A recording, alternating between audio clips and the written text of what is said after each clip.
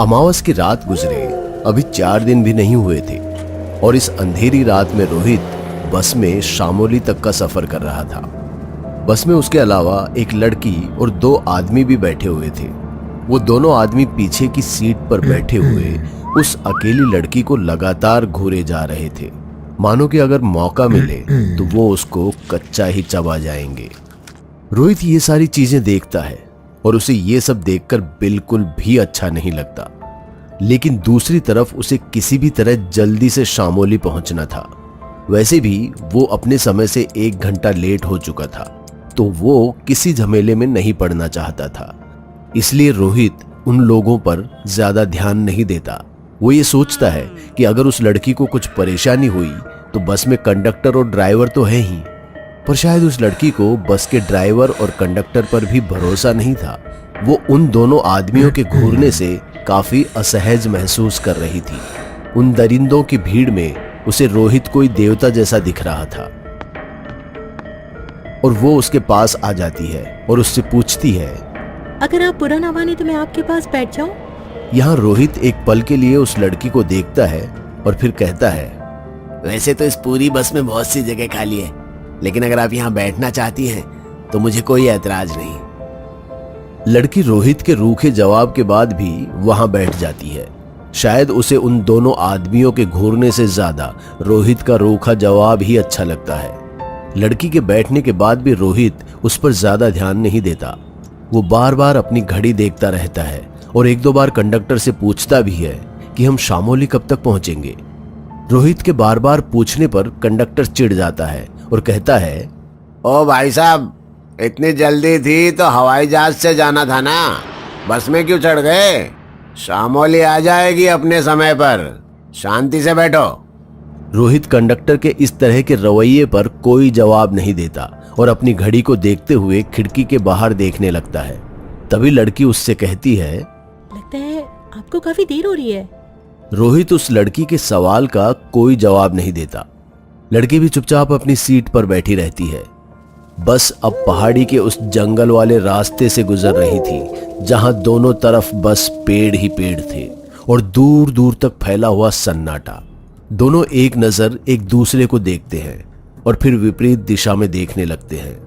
हर तरफ फैला हुआ ये सन्नाटा मानो चीख चीख कर किसी अनहोनी के होने की दस्तक दे रहा था।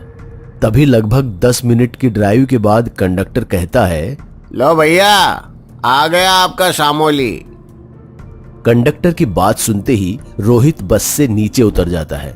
उसके पीछे वो लड़की भी बस से नीचे उतर जाती है और लड़की के पीछे वो दोनों आदमी भी बस से नीचे उतर जाते हैं। रोहित आगे बढ़ने लगता है। उसके पीछे पीछे वो लड़की भी आती है, लेकिन वो दोनों आदमी वहीं रुककर इंतजार करते रहते हैं। शायद उन्हें ये देखना था कि वो लड़की जा कहां रही है।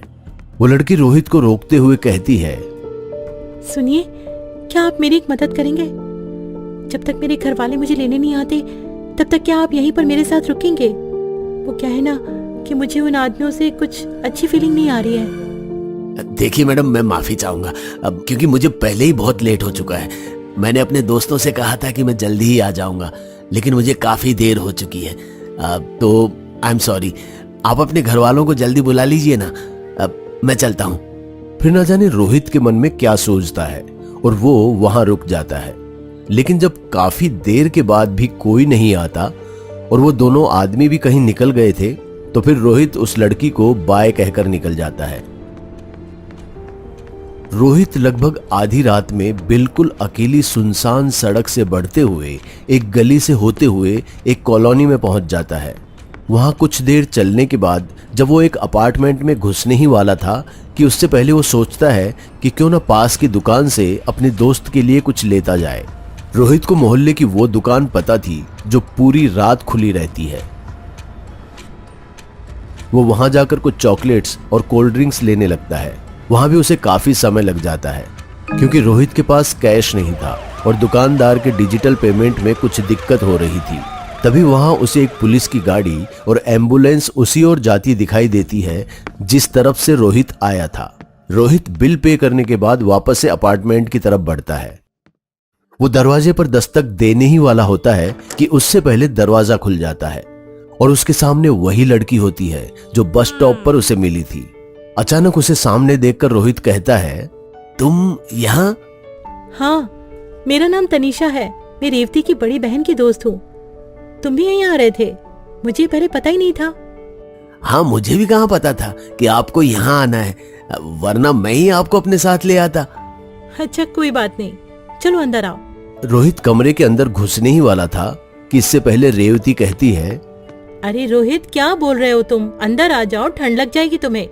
रेवती की बात सुन रोहित तुरंत अंदर आ जाता है और आकर सोफे पर बैठ जाता है। तनीषा भी रोहित के बगल में बैठ जाती है और उसके बगल वाले सोफे और चेयर पर रेवती और उसकी बड़ी बहन बैठ जाती है। रेवती रोहित के लाए हुए चॉकलेट्स को देखकर खुश हो जाती है और रोहित को थैंक्स कहने लगती है। रोहित तनीषा को देखकर मुस्कुराता है, लेकिन कोई बात नहीं करता, क्योंकि उसे लगता है कि अगर उसकी दोस्त को पता चलेगा कि वो तनीषा को यूं ही बस स्टॉप पर छोड़कर अकेले आ गया था, तो सभी उसके बारे में क्या सोचेंगे। तनीषा भी रोहित के ऐसे बर्ताव के बारे में किसी को कुछ नहीं बताती और वो दोनों आपस में एक दूसरे को देखते रहते हैं और सबके बीच में बात शुरू हो जाती है। सभी एक दूसरे से बातचीत करते रहते हैं, लेकिन तनीषा चुपचाप बैठकर उन सभी की बातें सुनती रहती है और कुछ भी नहीं बोलती। रोहित भी सबके सामने उसे टोकने से हिचकिचाता है कि अगर वो तनीषा से बात करेगा तो न जाने उसके दोस्त और दोस्त की दीदी उसके बारे में क्या सोचेंगे। रोहित इतना ज्यादा सोच लेता है कि वो तनीषा से कुछ कह ही नहीं पाता। लेकिन जैसे ही रेवती और उसकी बहन किसी काम के लिए अंदर जाती है तो रोहित अपने गले को साफ करते हुए तनीषा से पूछता है, फिर कुछ कहता है और वो भी उसका जवाब देती है। लेकिन उनके वापस आते ही फिर वो दोनों शांत हो जाते हैं। ये बातचीत का सिलसिला चलता रहता है और फिर सभी खाना खाकर सोने के लिए चले जाते हैं। रात के लगभग 2 बजने को थे। रेवती और उसकी बहन के पीछे पीछे तनीषा भी अपने कमरे में सोने चली जाती है, लेकिन उससे पहले तनीषा सभी की नजरों से छिपकर उसे एक प्यारा सा हग देती है और रोहित उसमें ऐसा खोता है कि उसकी आंखों में नींद ही नहीं आती। उसके लिए तो नींद मानो उड़ सी गई थी। उसकी आंखों के सामने बार बार तनीषा की वही मुस्कान आ रही थी, जिसके बारे में सोचकर वो मन ही मन गुदगुदाया जा रहा था। रात के तकरीबन 2:30 बज रहे होंगे। रोहित को अभी नींद नहीं आ रही थी। उसका गला सूखने लगता है। वो पानी पीने के लिए अपने कमरे से निकलकर हॉल की तरफ बढ़ता है। कमरे के दरवाजे से लेकर हॉल तक घर की सारी लाइट्स बंद थी, जिसकी वजह से वहां कुछ भी दिखाई नहीं दे रहा था। रोहित अपने मोबाइल की डिस्प्ले लाइट से हॉल तक पहुंचता है और वहां जाकर लाइट्स की स्विच ऑन करता है और जैसे ही पीछे मुड़ता है उसके पीछे तनीषा खड़ी होती है, जिसे देखकर रोहित कांप जाता है। लेकिन जैसे ही वो देखता है कि तनीषा है तो फिर अपने डर पर काबू पाने की कोशिश करता है और ऐसे दिखाता है जैसे कि उसे कुछ हुआ ही नहीं। लेकिन तनीषा का बर्ताव अब बदला बदला सा लग रहा था। वो पहले से काफी शांत लग रही थी। उसके बाल चेहरे से आगे थे। रोहित मुस्कुराते हुए उसके वहां अचानक से आने की बात को इग्नोर करता है और पानी की तरफ बढ़ जाता है। मटके से पानी का गिलास भरता है और गिलास को जैसे ही अपने मुंह की तरफ बढ़ाता है कि एक बार फिर से तनीषा उसके चेहरे के ठीक सामने खड़ी होती है। अचानक यूं तनीषा को इतना करीब देख उसके हाथ से गिलास छूट जाता है और वो पूछता है, क्या हुआ तनीषा, तुम अचानक यहाँ कैसे? तनीषा रोहित की बातों का कोई जवाब नहीं देती। रोहित दोबारा उससे पूछता है, तुम ठीक तो हो ना? ऐसे भूत की तरह क्यों खड़ी हो? रोहित की इस बात पर तनीषा गर्दन को टेढ़ा कर उसकी तरफ देखती है। उसके चेहरे पर बिखरे हुए बाल अचानक से उसकी दोनों तरफ हट जाते हैं और वो रोहित से कहती है, रोहित, तुम्हें वहां कोने से किसी की आवाज आ रही है? रोहित उसके सवाल पर सिर हिलाते हुए कहता है, नहीं, मुझे तो कोई आवाज नहीं आ रही है। तुम किस आवाज की बात कर रही हो? रोहित के जवाब को सुन तनीषा का पूरा भाव बदल जाता है। उसका चेहरा ऐसा होने लगता है जैसे वो अगले ही पल रो देगी और वो दोबारा रोहित से कहती है, क्या तुम्हें वहां से किसी की रोने की आवाज नहीं आ रही है? किसी बच्चे की रोने की आवाज? रोहित इस बार भी ना में जवाब देता है। इस बात पर तनीषा जोर से उससे कहती है, कैसे नहीं आ रही तुम्हें आवाज? मेरे कानों में आवाज चारों तरफ से गूंज रही है। वहां देखो, एक बच्चा रो रहा है। दूसरे कोने में एक माँ अपने बच्चों की लाश को देखकर रो रही है। मेरे सामने तो देखो, ये कौन है? सफेद साड़ी में ये विधवा कौन है? और ये मेरी तरफ क्यों बढ़ रही है? रोहित तनीषा के इस अजीब सी बातचीत को सुनकर घबरा जाता है और उसे ऐसा लगता है कि कहीं तनीषा को कुछ हो तो नहीं गया। वो तनीषा का हाथ पकड़कर कहता है, तनीषा, तुम ठीक तो हो ना? इस बात पर तनीषा जोर से चिल्लाती है, मत छू मुझे रोहित, मत छू। इतना कहते ही तनीषा एकदम जोर से चीखती है और कहती है, रोहित, उसके हमले से बचो। रोहित ये देखने के लिए जैसे ही पीछे मुड़ता है कि किसके हमले से बचना है, वैसे ही उसे पीछे से ऐसा लगता है कि उसके सामने से अचानक एक इंसान अपने मुंह को खोलते हुए चीख रहा है और उसके हाथ में कुल्हाड़ी है। लेकिन अगले ही पल वो रोहित के बेहद नजदीक आकर अचानक से गायब हो जाता है। रोहित डर के मारे झटके से नीचे गिर जाता है, जैसे कि मानो उसे किसी ने धक्का दे दिया हो, और वो तनीषा के पैरों में गिरा हुआ था। मैंने कहा था ना रोहित, वहां कोई है, इस कोने में भी, उस कोने में भी, तुम्हारे पीछे भी, और यहाँ मेरे अंदर भी। अचानक से तनीषा का पूरा सिर 180 डिग्री तक घूम जाता है और उसका चेहरा पीछे और बाल आगे की ओर आ जाते हैं। ये देखकर रोहित की चीख निकल जाती है और उसकी आंखें बंद हो जाती है। उसकी चीख सुनकर उसके दोस्त और उसकी बड़ी दीदी हॉल में आ जाती हैं और वो देखते हैं कि रोहित बेहोश पड़ा हुआ है। वो रोहित को किसी तरह होश में लाने की कोशिश करते हैं और उसके बाद जब रोहित होश में आता है तो पूछता है, तुम्हारी दीदी की वो दोस्त कहाँ है? उसकी गर्दन टेढ़ी हो गई थी। रोहित की इस बात पर रेवती कहती है, मेरी दीदी की कौन सी दोस्त, यहाँ तो बस हम 3 ही हैं। रोहित कहता है, अरे नहीं, हम 3 कैसे? वो तनीषा कहाँ है, तेरी दीदी की दोस्त? रोहित की इस बात पर रेवती की बहन कहती है, कौन तनीषा? मेरी तो तनीषा नाम की कोई दोस्त है ही नहीं। रोहित कहता है, अरे ऐसा कैसे हो सकता है? वो कल रात को यहीं पर बैठी थी, तुम्हारे बगल में, जब हम सब लोग बैठकर बातें कर रहे थे। वो बार बार मुझे देखकर मुस्कुरा रही थी। रोहित को घबराता हुआ देखकर रेवती सबसे पहले अपने दोस्त को शांत करती है। उसके बाद वो उससे कहती है, रोहित, यकीन मानो, यहाँ हम तीनों के अलावा और कोई नहीं है। हम तो कल रात को ये सोचकर परेशान हो रहे थे कि आखिर हम दोनों से नजरें हटाकर आखिर तुम किसे देखकर मुस्कुरा रहे थे। मुझे लगा कि शायद तुम ट्रैवल करके थक गए हो, इसीलिए ऐसा कर रहे हो। इस बात पर रोहित कहता है, क्या तुम मुझे पागल समझ रही हो? मैं बता रहा हूं ना कि कल हम तीनों के अलावा वो लड़की भी यहाँ थी जिसका नाम था तनीषा। वो रात को मेरे साथ बस में आई थी। शामोली के बस स्टैंड पर वो मेरे साथ उतरी भी थी और मुझे रुकने के लिए कहा था ताकि वो उन 2 आदमियों से बच सके। लेकिन जब मैं यहाँ आया तो वो तुम्हारे घर पर थी, पर अब वो कहाँ चली गई? रोहित की इस बात पर रेवती को गुस्सा आ जाता है और वो कहती है, बस रोहित, बहुत हुआ, अब तुम आराम करो, हम कल बात करेंगे।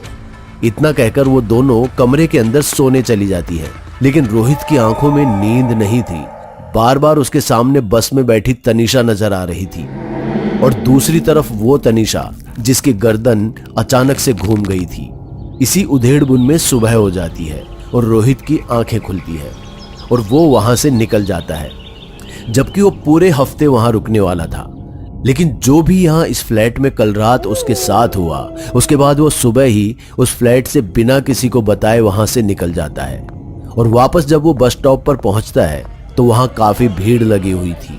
पुलिस की वैन और एम्बुलेंस जो कल रात उसने वहां देखी थी वो भी वहीं खड़ी हुई थी।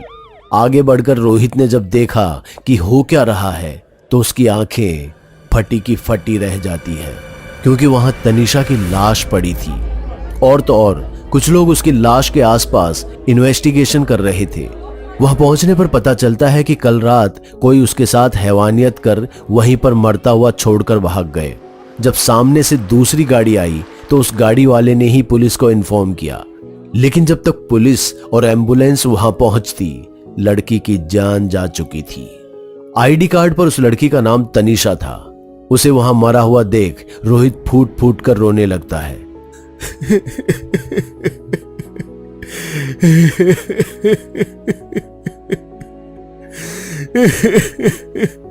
पुलिस को पहले लगता है कि रोहित उसका कोई जानने वाला है, लेकिन जब उन्हें पता चलता है कि रोहित को पता है कि आखिर वो लोग कौन हैं, तो फिर रोहित की मदद से पुलिस उन हैवानों को पकड़ लेती है और फिर उन्हें उनके अंजाम तक पहुंचाया जाता है। रोहित उस रात के बाद ऐसा बदला कि अब उसे कभी भी कोई लड़की अकेली दिखती है और उसे उसकी मदद की जरूरत होती है तो वो उसका साथ तब तक नहीं छोड़ता जब तक कि वो लड़की सेफ महसूस नहीं करती है। इसके बाद रोहित न सिर्फ ये प्रैक्टिस खुद करता है बल्कि अपने इस प्रैक्टिस की एक कम्युनिटी बना लेता है, जिसके जरिए लड़के अब लड़कियों के लिए रात के अंधेरे में खतरा नहीं है बल्कि एक सहारा बनते हैं और उन्हें सुरक्षित महसूस करवाते हैं। दोस्तों, अगर आपको हमारी कहानी अच्छी लगी हो तो लाइक, कमेंट और शेयर जरूर करें। साथ ही रेगुलर अपडेट के लिए चैनल को सब्सक्राइब करें। और अगर आपके पास भी कोई डर से भरी दमदार कहानी है तो भेजिए हमारे मेल एड्रेस पर अभी।